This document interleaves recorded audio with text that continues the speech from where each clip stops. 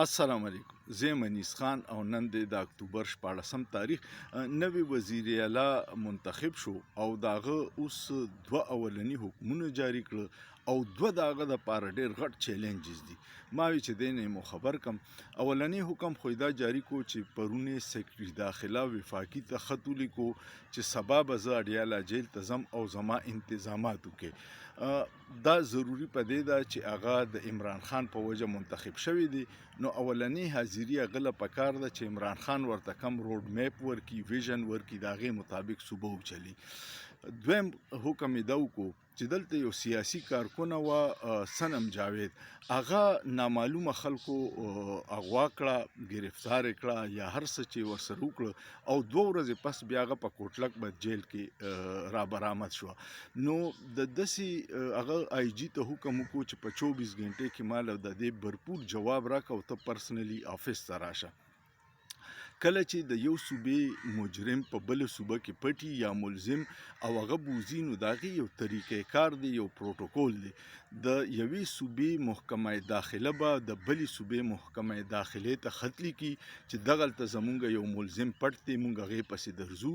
محکمه داخله به بیا آی جی ته وی د یوې صوبې د پولیس ټیم به راشي او دلته کې چې آی جی ورته وخی چې کمې تانې سره راځي د هغې پولیس ټیم به ورسره شي او دوی به مشترکه دا گرفتاری وکړي. بیا به دغه ملزم چې دی عدالت ته پیش کی او دله به ټرانزیټ بیل والی راهداري ضمانت ورته وي اب والی او بیا به د یوې صوبې نه بلې صوبې ته شفت کی. آیا په دې کې دا پروسس فالو شوی دی؟ نه دی. ځکه خلک دا شک کوي چې دغه کله واقع شو نو تحریک انصاف خلکو خپل ډیر شدید تنقید کو چې د تحریک انصاف کارکنان د تحریک انصاف په حکومت کې محفوظ نه دي.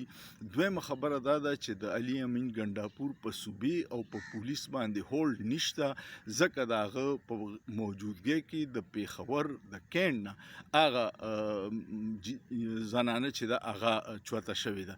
نو دا یو ډیر غټ حکم کو نن به دا غیر رپورټ آی جی سے ورکی پته به ولګي چې ساغوي موقف اختیاري. بیا دوه چیلنج دي. یو چیلنج دا دی چې تاسو ته پته ده چې د سلورو کروڑ صوبه ده او دلته کې غنم خپل پیدا کیږي خو ډیر راځي د پنجاب نه او د پنجاب حکومت مونږ خدا وایو چې غټه صوبه ده مشر روړ دی خو د غنمو په دغه باندې هغه همیشه بلیک میلینګ کړي د زمانو نه چې کله معمولی مسله شي نو هغه غنم او اوړه خیبر پختونخوا ته نوټیفیکیشن وکړي چې نه بزي. بیا په اٹک او په دې لارو باندې د چیکینګ کیږي ته به چې میزایل یا ایټم بم د پنجاب نه را روان دي د هغې نتیجه دا وشي چې په خیبر پختونخوا کې د غنمو او د اوړو ریټ ډیر سیوا شي. اوس غالبا چې د پنجاب په مقابله کې په خیبر پختونخوا کې تقریبا ډبل ریټ چلیږي. هوټل والا بیا روټۍ درنی سپکی کی او ریټ ولا سیوا کی. نو دا یو سلسله ده چې دی وخت کې بیا وفاق زمون صوبې له ډایرکټ د امپورټ اجازه هم نه ورکوي پنجاب له ورکوي خو زمون له نه ورکوي.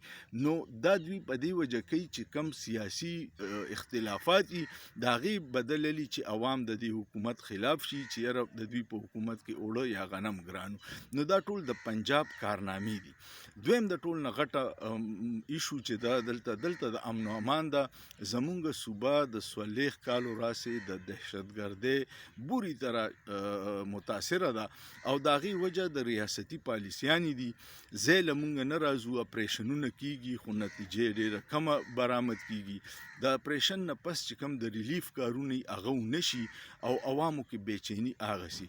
اوس خو تازه د افغانستان سره جړپونه شروع دي. پرونم دا سکیورټي ذرایع ویلي دي او په سوشل میډیا هم چلیږي چې پاکستان په افغانستان کې په کابل کې په سپین بولدک او په کندهار کې حمله کړي. دغسې دعوی افغانستان هم کوي چې مونږ د پاکستان په چیک پوسټونو باندې کړي دي. نو دا یو بله بدقسمتي ده چې 15 کاله دغه طالبان زمونږ اساسي وي. پاکستان د دوی دپاره ډېر کوششونه وکړو چې دوی په اقتدار کې راشي او هندوستان د دوی په راتلو انتهایی خفه و. هغوی به د شمالي اتحاد حمایت کوو د طالبانو به مخالفت کوو. په 3-4 کاله کې داسې څه وشو چې طالبان اوس د هندوستان دوست شو او د پاکستان دشمن شو، نو دې پالیسیانو باندې نظرثانی پکار ده. هر طرف ته پښتانه او مسلمانان مري او دا ډېر بدقسمتي ده. نو دا دوه چیلنجز دي. نوې وزیر اعلی له دوه حکمونه یې کړي، دا یې به پته نه ولګي چې ملاقات کیږي په اډیاله جیل کې کونه، او دویمه دا چې صنم جاوید په کیس کې آی جی پی صاحب څه موقف اختیاري. او دوه چیلنجز دي، یو د غنمو بحران دی او یو د امن و امان. امید لرم چې ویډیو به مو خوښه شوي. ویډیو که مو خوښه شوه کمنټ وکړئ، لایک یې کړئ، شیر یې کړئ او سوچ پې وکړئ. په سوچ کې څه ګناه نشته.